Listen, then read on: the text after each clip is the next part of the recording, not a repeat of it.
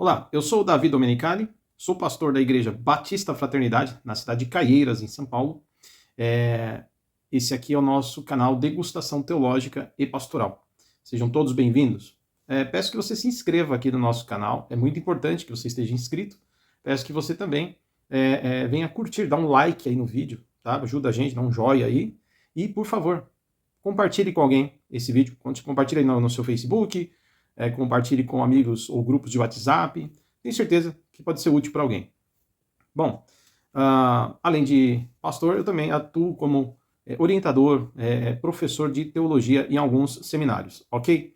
Bom, pessoal, é o seguinte, o assunto hoje, vou tentar ser breve, é para falar sobre a questão financeira da igreja, mas falando sobre o salário ou a plebenda pastoral, tá? O nome do salário do pastor é plebenda, tá bom? Muito bem. Antes de eu prosseguir, eu quero dizer que é importante que você veja o vídeo até o fim, para que você possa fazer algum comentário ou coisa assim, para não ficar vago, né, o seu comentário, ou enfim, às vezes fica até sem sentido, uma vez que até o final eu vou estar explicando algumas coisas aqui. Então, conto com a sua paciência até o final do vídeo. Bom, vamos lá. Eu vou ser muito breve, vou pôr referências bíblicas aqui quando eu falar em relação à Bíblia, tá bom? Estou aqui com a palavra de Deus, né? A Bíblia Sagrada, ok? Bom, pessoal, é o seguinte. Tem base bíblica para que um pastor seja assalariado de uma igreja e viva em tempo integral para o serviço da obra de Deus? Sim. O primeiro ponto é esse. Sim, há base bíblica e não apenas base. Há um chamado de Deus para isso, tá? Bom, se eu fosse falar aqui do Antigo Testamento, eu ia ter muitas referências falando da antiga aliança de Deus, né? Aí no caso com Israel, onde Deus levantou os descendentes, né, de Arão e todos ali da casa de Levi para trabalharem integralmente no serviço do templo ou anteriormente no serviço do tabernáculo. Então são os levitas, os sacerdotes, que eram sustentados pelas outras tribos de Israel, né, para que eles pudessem então se dedicarem exclusivamente ao serviço sagrado, beleza? Então esse é ponto resolvido. Novo Testamento. Então eu vou falar do Novo Testamento, que somos cristãos, e aí eu vou pegar a base agora do que que Jesus ensina, os apóstolos ensinam, o que as narrativas bíblicas nos demonstram sobre essa questão no Novo Testamento. Portanto, para a igreja, certo? Sim, é bíblico, também no Novo Testamento. O Senhor Jesus deixa de trabalhar, lógico, José ele vem a falecer, José é o pai adotivo, né, de Jesus. José ele vem a falecer e Jesus provavelmente ele vai trabalhar até um bom tempo, talvez aí até os seus 29, de 29 para 30 anos de idade, ele com certeza ele vai estar trabalhando, certo? O profeta do messiânico dizia que ele era experimentado no trabalho, ok? Bom, então o que acontece é o seguinte, o Senhor Jesus, quando começa o seu ministério aos 30 anos, você vê que ele provavelmente vai viver integralmente, né, o ministério de Jesus aqui na Terra como homem, né, iniciando o seu ministério público, que começa aos 30 anos e vai mais ou menos até os seus 33 anos e meio. Portanto, entre 3 a 3 anos e meio é o período que Jesus ele fez a obra do Pai, né, em seu ministério público, desde o seu batismo no Jordão até a sua crucificação, tá?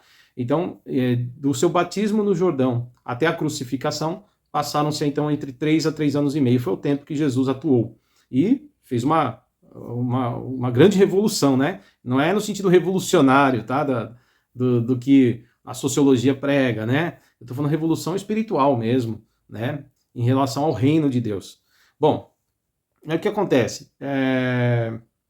A gente vai ver então que Jesus, ele mesmo era sustentado por pessoas que investiam no seu ministério, porque ele começou a pregar, fazer a obra, curar, anunciar as boas novas, né? Ajudar as pessoas, ia andando de aldeia em aldeia, ou seja, ele foi fazer um trabalho de um verdadeiro missionário, eu poderia colocar aqui assim, e também de pastor, né? Porque ele mesmo se coloca como bom pastor. João capítulo 10, ele diz que ele é o bom pastor, ok? Então, o que acontece é que, por exemplo, no Evangelho de Lucas, as referências estão aqui, a gente vai ver, por exemplo, que nesse trecho, é só você olhar na sua Bíblia, que Jesus era sustentado, ele e seus discípulos eram servidos e sustentados com os bens, né, das mulheres que se convertiam, mulheres, inclusive algumas delas, que pertenciam a uma espécie de elite da sociedade que tinha condições de ajudar Jesus nisso, tá?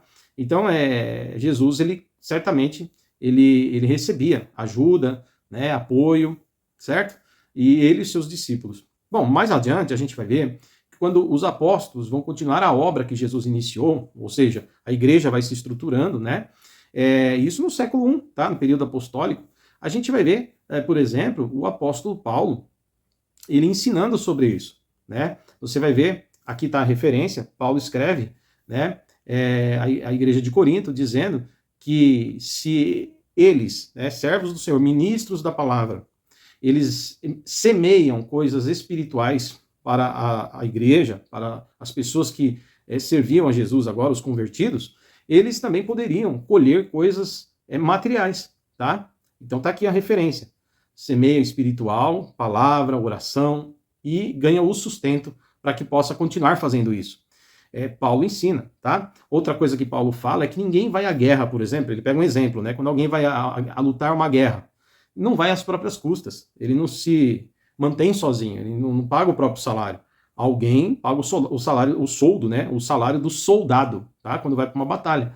A mesma coisa nós, que somos servos do Senhor, né? Obreiros da casa do Senhor, principalmente pastores, porque ensinam a palavra, né? Ministram a palavra, precisam estudar, precisam ter tempo para se dedicar, momentos de oração, tá? Então é um esforço muito grande para conseguir ser bíblico, né? E fazer o verdadeiro trabalho pastoral. Então o apóstolo Paulo ele vai colocar aí missionários e pastores, né? Eles não vão à guerra à própria custa. Então é necessário que a igreja invista nos pastores e também nos missionários. Outra coisa que o apóstolo Paulo também vai ensinar é que ele vai dizer que os sacerdotes lá no Antigo Testamento, eles comiam dos pães que eram oferecidos no templo, né? Ou seja, o que estava no altar, né? A carne do sacrifício e também os pães, né? Da consagração, os sacerdotes se alimentavam dele. Da mesma forma, o Paulo vai dizer o seguinte, assim como lá no Antigo Testamento os sacerdotes comiam daquilo que estava no altar, assim também no Novo Testamento, aí ele diz, olha esse versículo aqui, ó, o Senhor ordenou, Jesus ordenou, ele deu uma ordem, que aqueles que vivem para o Evangelho, integralmente para o Evangelho, também vivam do Evangelho, sejam sustentados pelo Evangelho, tá? Então, é uma ordem de Jesus, o apóstolo Paulo coloca aí. Então, você vai ver que nós temos aí base bíblica neotestamentária para sustentar isso. Então, Antigo e Novo Testamento estão alinhados, tá? Agora, o que não pode é um pastor enriquecer, né? A Bíblia diz, está aqui a referência, ó, digno é o obreiro do seu salário, digno é o trabalhador do seu sustento, tá certo? Inclusive pastores e missionários que vivem para isso, certo? Agora, também Paulo dá um alerta a Timóteo, dizendo que aqueles que vivem, né, pregando, os pregadores, deveriam ter contentamento, olha aqui, ó, contentamento nessa referência, né, contentamento, tendo com que vestir, tendo roupa para vestir, alimento cotidiano, né, alimento diário, o pão de cada dia, né, tendo um lugar para morar, né, ou seja, uma vida digna, era para estar contente, satisfeito com isso, porque as necessidades do pastor estariam sendo supridas.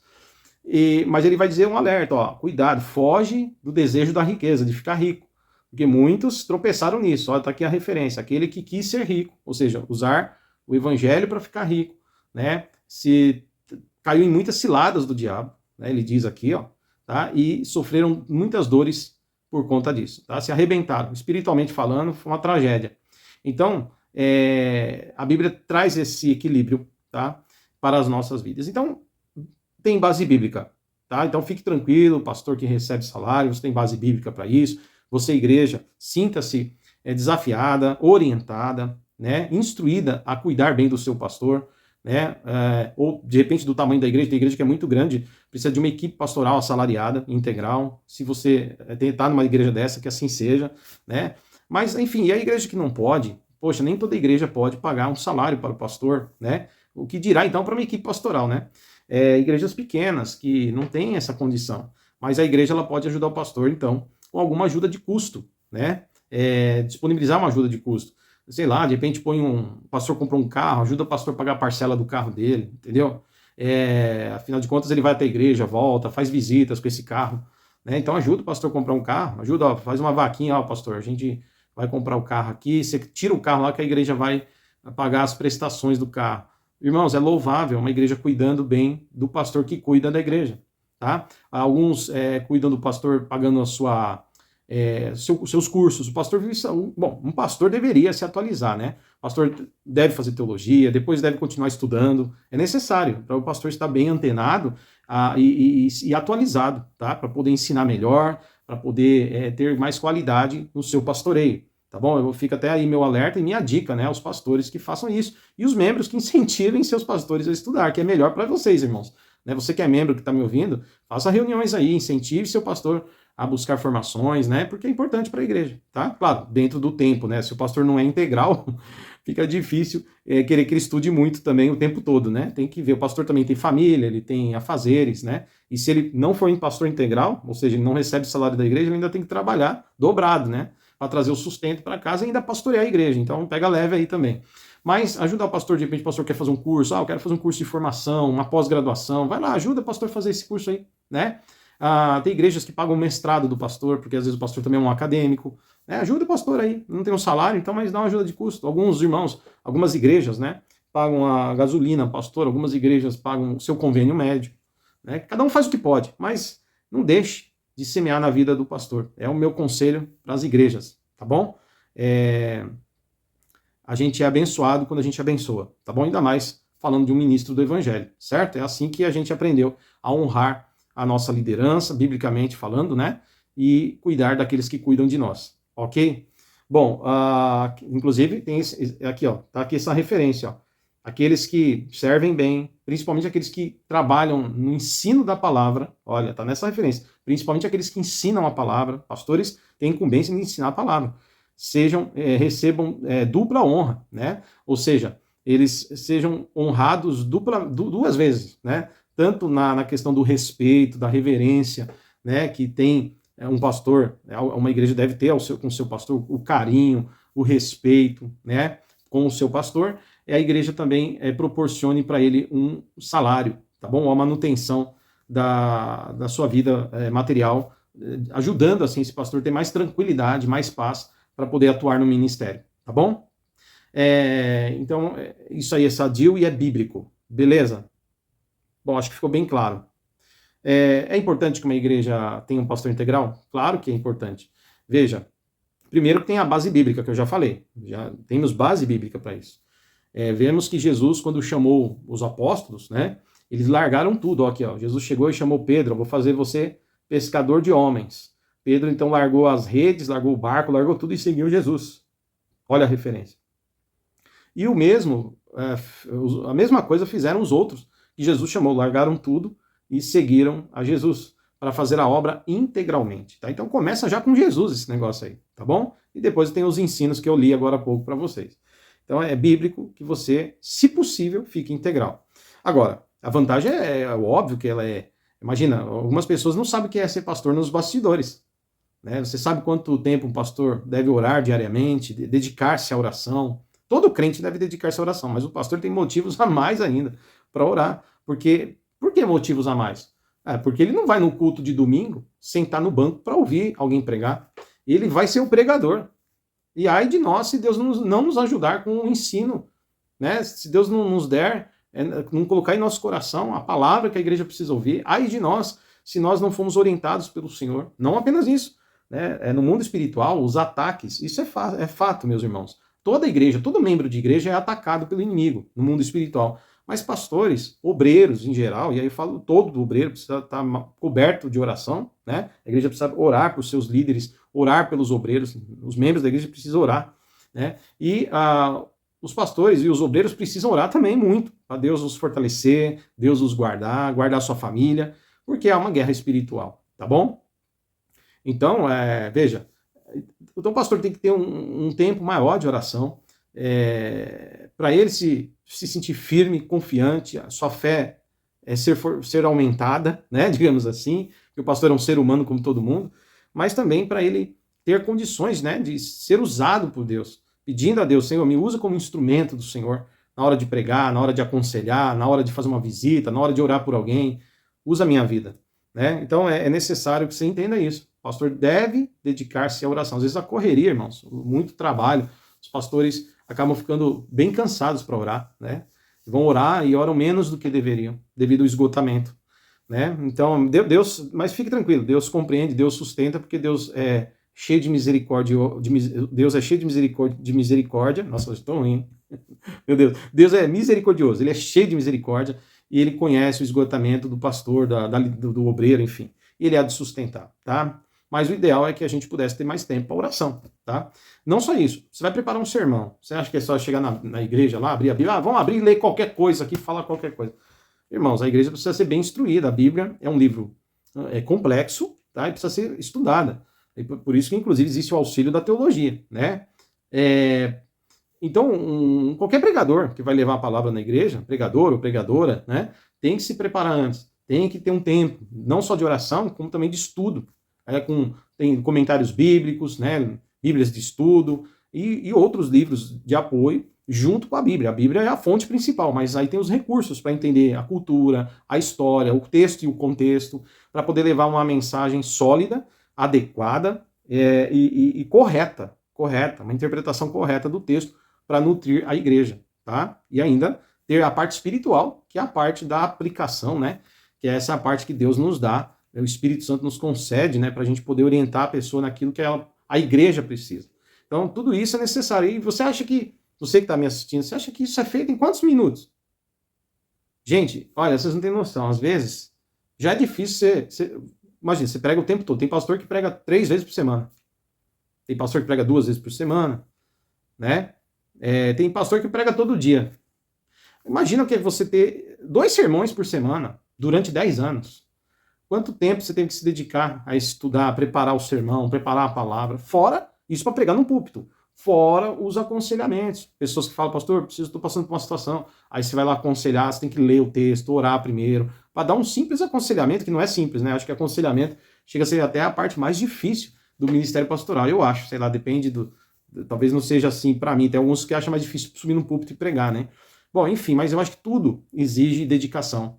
Então eu queria dizer para você que nos bastidores a gente usa muito tempo. Tá vendo esse monte de livro aqui atrás? Ó? É leitura, é preparo, é dedicação, é esforço para a gente poder servir melhor. E ainda assim, às vezes a gente deixa a desejar, mesmo fazendo tudo isso. Então, entenda que se o pastor tivesse tempo integral, ele certamente teria muito mais tranquilidade, mais tempo, né, para poder se dedicar a isso. Agora, quando a gente trabalha, além do trabalho pastoral, porque é um trabalho, a gente tem que também trabalhar 8, 9 horas, né, fora, em o trabalho secular, né, profissional, numa carreira profissional, entendeu? Veja que isso toma tempo, e é esse tempo que muitas vezes pode trazer um desgaste para o pastor, tá? Um esgotamento. Então é por isso que deveria a igreja ter condições de ter um pastor integral. Mas nem sempre é possível. Tá? Então, eu falei aqui da necessidade do pastor integral, mas nem sempre é possível.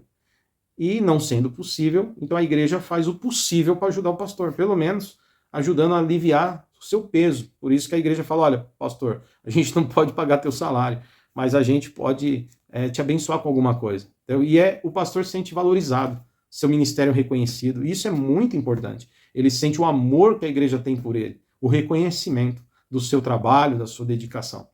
Tá bom, meus queridos? Lógico que tem muitos obreiros, a igreja não é feita só de pastor. Tem obreiros muito dedicados, corpo diaconal, nós temos o pessoal da manutenção, da limpeza, né? O pessoal do louvor que se dedica bastante também. Claro, todo mundo trabalha na igreja bastante, mas o pastor ele tem aquela coisa da responsabilidade pela igreja e pelo ensino da igreja, pela visão que a igreja tem, para onde ela vai, né? E isso tudo, essa coisa do aconselhamento, o preparo dos sermões, né? Reunião, o pastor está em tudo, é ele que participa das reuniões, ele participa da diretoria da igreja, tem que estar lá também participando, que é a parte administrativa, né? O pastor também tem um problema aqui no infantil, pessoal, reunião pastor, tem um problema lá com os jovens, reunião pastor, tem uma situação que eles querem fazer um negócio lá com a equipe de mulheres, ministério. Por mais que a igreja, os ministérios tenham a sua liberdade, o pastor ele é consultado. É uma questão até ética, né, gente? Imagina a igreja e os ministérios sair fazendo o que quer, sem antes trocar uma ideia com o pastor, ver o que o pastor acha, né, e tal, e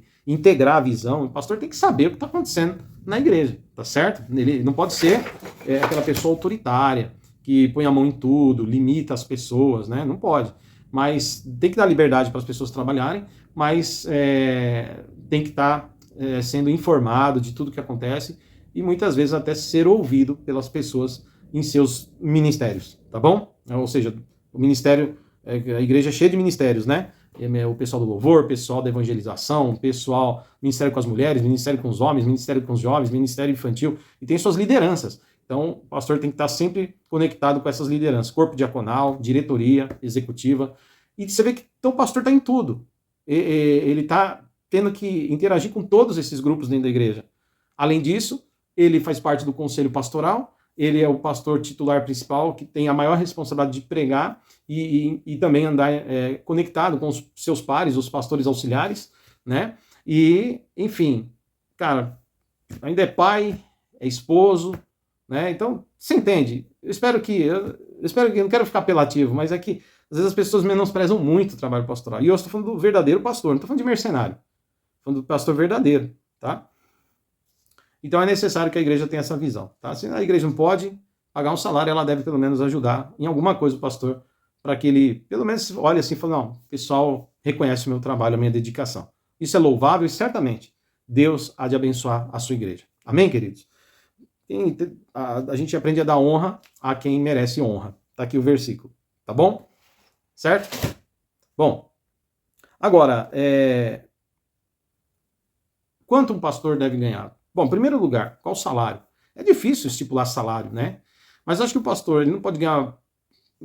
Às vezes ele não ganha nada, como eu falei. Tem pastores que não recebem nada da igreja. Nenhum salário. Tem alguns que recebem ajuda de custo somente. Certo? Outros vão receber 2 salários mínimos. Eu não sei quanto está agora, acho que está R$ 1.600. Eu estou gravando o vídeo em maio de 2026, esse vídeo. Sei lá, deve estar 1.600, não sei exatamente, mas se o pastor ganha, por exemplo, 2 salários mínimos, a igreja consegue pagar para o pastor. Falando no valor atual de 2026, dá R$ 3.200. É um salário comum, né? Algumas igrejas conseguem pagar até 3 salários mínimos para o pastor. O fato é que, sabe essa conversa que roda na internet, que a igreja virou negócio, business, tal. Isso aí é meia verdade. Por que é meia verdade? Porque são as grandes igrejas, tá? E quando eu falo de grandes igrejas, eu falo das igrejas sede, né? As igrejas que têm... As batistas, normalmente as igrejas batistas são autônomas, tá? Salvo algumas igrejas batistas que têm o sistema de sede regionais, né?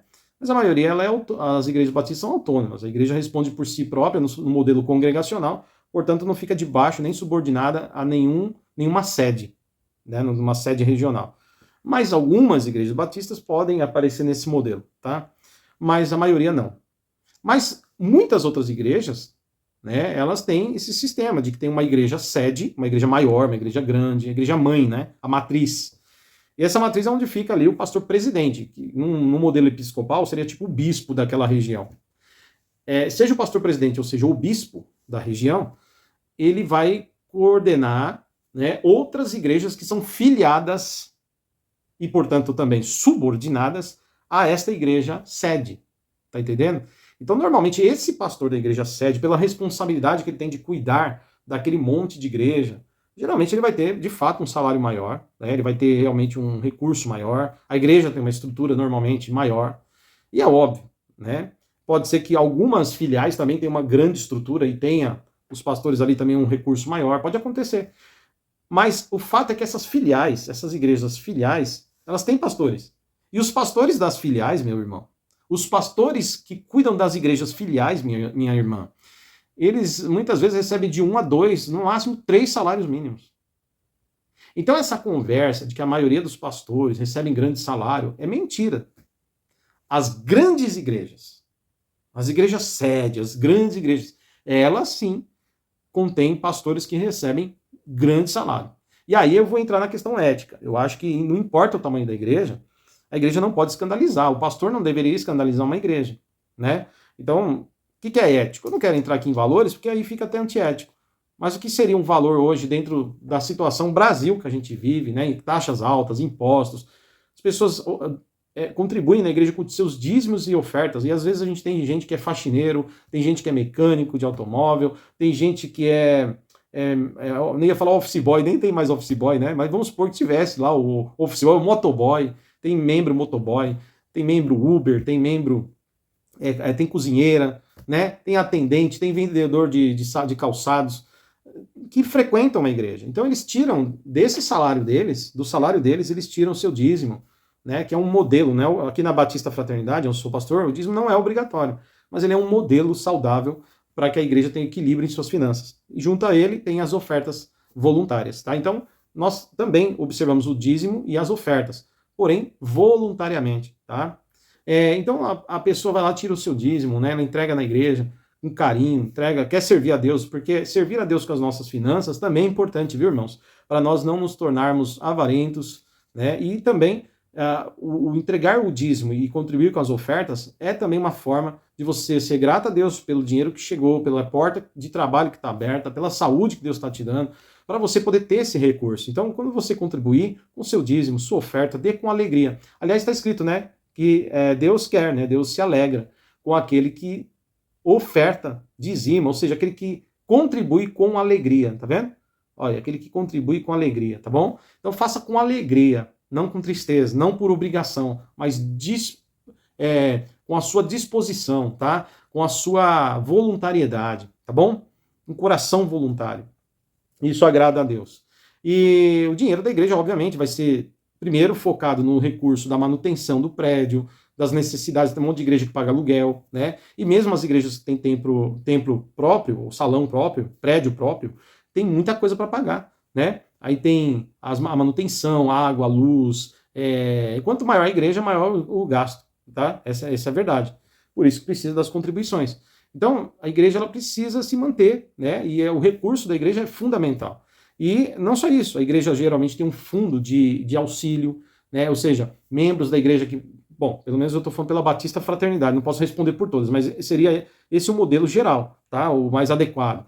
A igreja, ela ajuda, ela socorre, né? Ela tem o trabalho social. Normalmente, uma parte desse investimento de ofertas e dízimos também ele é utilizado para socorrer pessoas em necessidade, tá? Às vezes com remédio, às vezes com alimento, às vezes com uma conta que atrasou, né? Então a igreja faz trabalho social dentro da sua possibilidade. Por isso que é importante o trabalho da contribuição na igreja.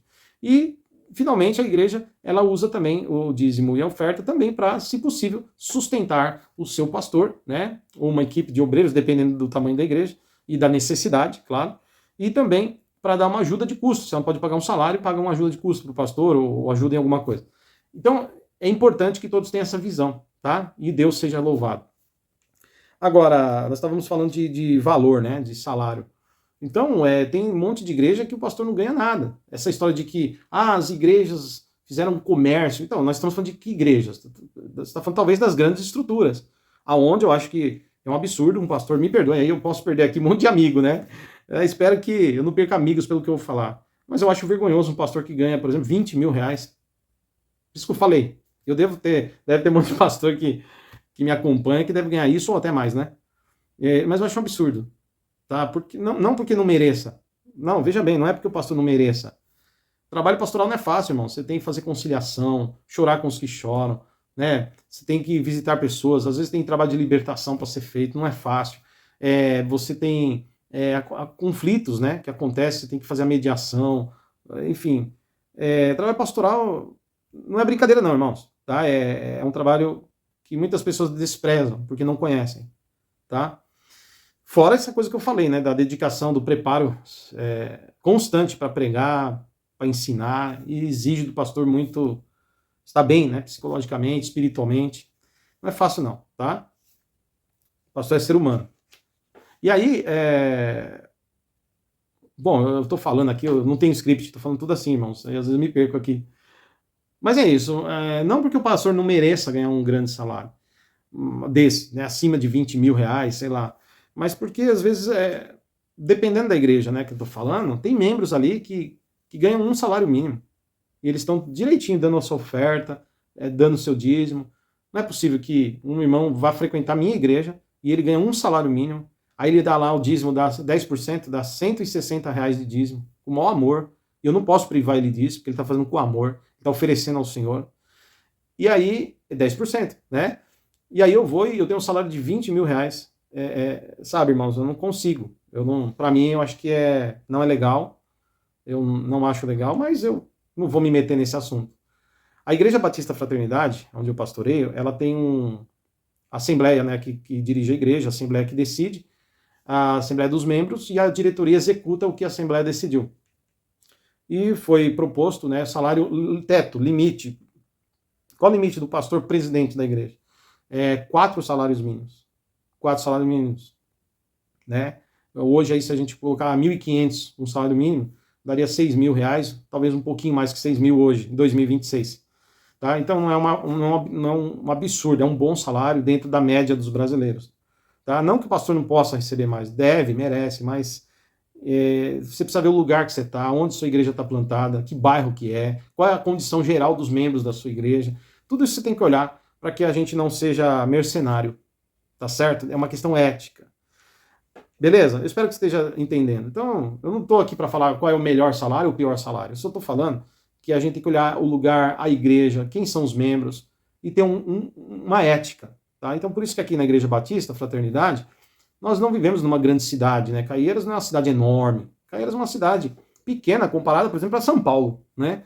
E, veja, a gente não pode ter aqui, né, onde a média dos trabalhadores aí é ganhar 4, 5 mil reais por mês, a gente chegar e enfiar o salário do pastor 20 mil reais. É desproporcional, tá? Então, a gente tem esse cuidado aqui na Batista Fraternidade. Não posso responder por outras. Mas o fato que eu queria falar é que a maioria das igrejas, no Brasil e no mundo, maioria que eu falo é 90% das igrejas, os pastores ou não têm salário nenhum, às vezes tem uma ajuda de custo somente, ou eles têm de 2 a 3 salários mínimos. Essa coisa de que o pastor recebe muito dinheiro é falácia, é mentira. Pegaram algumas igrejas grandes para fazer delas referência. É igual pegar o Edir Macedo na televisão e dizer que toda igreja é a universal do reino de Deus, é a igreja universal. Não tem nada a ver. A Igreja Batista, por exemplo, nossa, é gritante a distância teológica, administrativa, distante, enorme, nem uma coisa não tem nada a ver com a outra. A Igreja Batista com a Igreja Universal do Reino de Deus, por exemplo. Tá? Então temos que tomar cuidado ao falar do povo evangélico como se fosse uma coisa assim, virou um negócio, os pastores estão enfiando dinheiro no bolso. De que pastor? Você que está me assistindo aí, talvez você tenha uma grande igreja aí perto aí da sua casa, que talvez seja um desses aí, que você pode achar, esse cara aí deve ganhar, esse pastor dessa igrejona deve ganhar uns 30 mil, não sei. Mais uma coisa eu sei, será que daí no seu bairro, você não conhece um monte de igrejinha pequena? Você acha que essas igrejas de pastor tem salário lá? Você já ouviu? Você viu que carro esses pastores andam? Que lugar que eles moram? Então, pessoal, não é a maioria que ganha muito dinheiro. Fique isso aqui bem claro e é necessário vocês abrirem a mente e observar isso, ok? Agora, por exemplo, então o pastor a igreja deve olhar, né, as condições gerais dos membros da igreja e dar um salário de acordo com o lugar, de acordo com o padrão dos membros, para não ficar uma coisa desproporcional. Beleza? É uma questão ética. Agora, outra coisa. Igreja saudável é a igreja que tem, no mínimo, uma diretoria eleita pela igreja, no mínimo. Eleita, a igreja elege a diretoria. Aqui na Batista, assim, a igreja, ela elege a diretoria. Qualquer membro que tem o estatuto, né? Nós temos o estatuto que foi aprovado, e o estatuto que rege a visão administrativa, o trabalho administrativo da igreja. Como é que funciona enquanto instituição religiosa. Tá? As partes administrativas, burocráticas. Porque a gente tem duas áreas, né? O administrativo e o ministerial, tá certo? E aí, no administrativo, a igreja ela faz a assembleia geral e a cada 5 anos, a igreja que ela elege a sua diretoria. Tesoureiro, secretário, né, vice-presidente. Bom, o que acontece? Ela vai eleger as pessoas que tenham capacidade de cuidar da parte administrativa da igreja. A igreja precisa ser bem administrada, bem cuidada, bem zelada. Até porque nós temos um CNPJ e tudo, então a gente tem que estar tudo arrumadinho diante da lei, certo? Mas uma igreja séria, ela tem que ter no mínimo isso. Agora, tem um monte de igreja que é o pastor, é ele que faz a diretoria, né? Eu escolho a diretoria, você vai ser meu diretor, você vai ser meu diretor. No final, ele põe ali os amigos, a galera que diz sim para tudo, a galera que nunca vai dizer não para ele, para questões que às vezes era para dizer não, mas para não perder a amizade e falar sim, não pensando na igreja como algo sério, né? Mas como um balcão de amigos. E a gente tem que ter amizade dentro da igreja, mas na hora de tratar das coisas do Senhor, são as coisas do Senhor, não nossa, tá? Então a gente tem que ser fiel aos princípios, valores. E aí o que acontece é que o pastor, isso quando é a diretoria que cuida de alguma coisa. Tem lugar que não sei nem se tem diretoria, se tem diretoria só no papel, né? Mas a diretoria nunca vota nada, nunca decide nada. O pastor, ele decide tudo sozinho. Ele nunca pergunta, ele nunca fala, e aí, o que vocês acham? Vamos fazer? O pastor ele pode propor, mas ele precisa do apoio da diretoria, que foi eleita pela igreja para executar aquilo que tem que ser feito quando envolve dinheiro. E aí, principalmente, meus irmãos e minhas irmãs, na questão do salário. Uma igreja saudável é a assembleia que decide o quanto o pastor vai ganhar, até quanto, e é a diretoria eleita por essa assembleia que vai cuidar disso. Então o pastor não faz o próprio salário, ele não diz quanto ele vai ganhar, ele normalmente nem vai pegar no dinheiro, vai passar tudo pela tesouraria da igreja, que tem a palavra, que tem a responsabilidade, o peso maior sobre estas questões financeiras. Então, uma igreja saudável, o pastor não faz o próprio salário e não se mete no dinheiro, não põe a mão, por mais que o pastor precisa assinar, né, a saída das coisas, porque o pastor ele responde juridicamente, né, ele está lá como presidente. Então, o pastor presidente ele tem que assinar tudo junto com o tesoureiro. Então, tudo que vai ser pago, dinheiro que vai sair da conta, o pastor tem que assinatura digital, né? Hoje é tudo digital, né? Antigamente era na canetona, hoje é o digital. Mas precisa ter o aplicativo, assinatura digital, né? E o pastor não assina nada sozinho, porque é o tesoureiro que precisa da assinatura do tesoureiro para sair o dinheiro. Tá entendendo? Então tudo passa ali pela diretoria, principalmente pro setor de tesouraria da igreja, o financeiro. Então isso é uma igreja que age certa. E a igreja, por exemplo, nós da Batista Fraternidade, todo mês, né, salvo algumas exceções, por uma questão até de correria, mas normalmente todo culto de Santa Ceia, todo primeiro domingo do mês, nós lemos o relatório de prestação de contas. Quanto entrou, quanto saiu e para onde foi. Fora isso, temos o relatório que fica à disposição dos membros da igreja para consulta, tá? Então, queridos, é uma igreja que deve ser transparente e qualquer membro pode fiscalizar, tá bom? Então, isso é uma igreja séria. Outra coisa, a igreja pode saber quanto o pastor deve ganhar? Não só pode, a igreja deve saber. Eu já vi as coisas ser feitas por aí que a diretoria não fica quieta, não vamos contar para a igreja quanto o pastor ganha não, hein? Tem um monte de pastor aí que eu conheço que a igreja não sabe quanto ele ganha, não. A igreja não tem noção. Ah, não sei. Irmãos, que negócio é esse? Qualquer político, hoje você tem sites de ranking, né, dos políticos e tudo. Hoje, todo aumento que é dado para o político, você sabe quanto ele vai ganhar.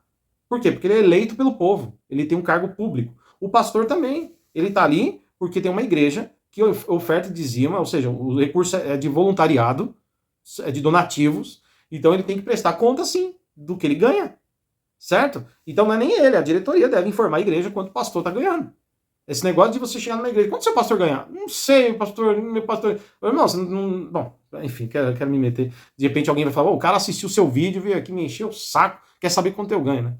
Bom, é o certo, né, irmão? É que tem gente por aí, igreja grande, ganhando um salarião, ganhando um montão de dinheiro, e não quer de jeito nenhum que a igreja saiba, né? Mas eu acho que os pastores que são transparentes e ensinam isso, eles não têm nenhum problema em a igreja saber qual é o seu salário, tá? E eu acho que é importante isso, beleza? Bom, eu acho que resumindo é isso aí. Acho que tá claro, né? Agora, sobre mim. Hoje, em 2026, eu recebo salário? A resposta é não. Eu sou funcionário público, trabalho, eu e minha esposa a gente trabalha para pagar nossas contas, né? E temos 2 filhos, um já tá fazendo faculdade, mas já tá casado, já tá trabalhando. O outro está casado, trabalhando e terminando a faculdade. E o outro é adolescente, está no ensino médio. Então a gente ainda está ajudando, né, pagando, tem gastos com o filho, e, enfim, coisas particulares. Aí é a vida privada, né, irmãos? Então, assim, hoje eu não recebo salário, mas o estatuto prevê que eu receba um salário. Se a igreja puder pagar e se eu puder ficar integral, enfim. Agora, a igreja, claro, certamente, se eu tiver alguma necessidade, se eu falar, irmãos, estou precisando de algo, certamente, a Igreja Batista Fraternidade tem um carinho, tenho certeza, pela minha família, minha vida, e não hesitará em cuidar de nós, tá bom? Isso eu tenho certeza. Agora, hoje eu tenho meu trabalho, eu sou efetivo, concursado, já há 20 anos, né, concursado no setor público, minha esposa também. Então, assim, pode ser que amanhã, por uma questão de necessidade ou demanda, eu até venha exonerar do cargo e ficar integral da igreja e tal, mas isso de acordo com a possibilidade e necessidade. Amém, queridos? Estou falando de mim aqui porque às vezes o pessoal vê eu fazendo vídeo, acha que eu estou aqui. Não, estou falando para vocês a real, beleza? E é isso. Eu vou deixar o endereço da igreja. Você é bem-vindo, você é bem-vinda. E venha congregar conosco, venha nos conhecer. Se você está sem igreja, venha. Se você não é cristão, venha conhecer esse Jesus maravilhoso. E se você quer nos visitar de outro ministério, fazer uma visita, conhecer, tomar um café lá com a gente, você é bem-vindo, tá bom? Eu vou deixar, já aproveita, vou deixar aqui o Pix da igreja, ó, já ajuda a gente lá, faz uma oferta aí voluntária, tá bom, meu irmão? Deus abençoe vocês, fica com o endereço da igreja, se inscreve no canal, compartilha o vídeo, até o próximo, se Deus quiser. Abraço, um beijo em todos.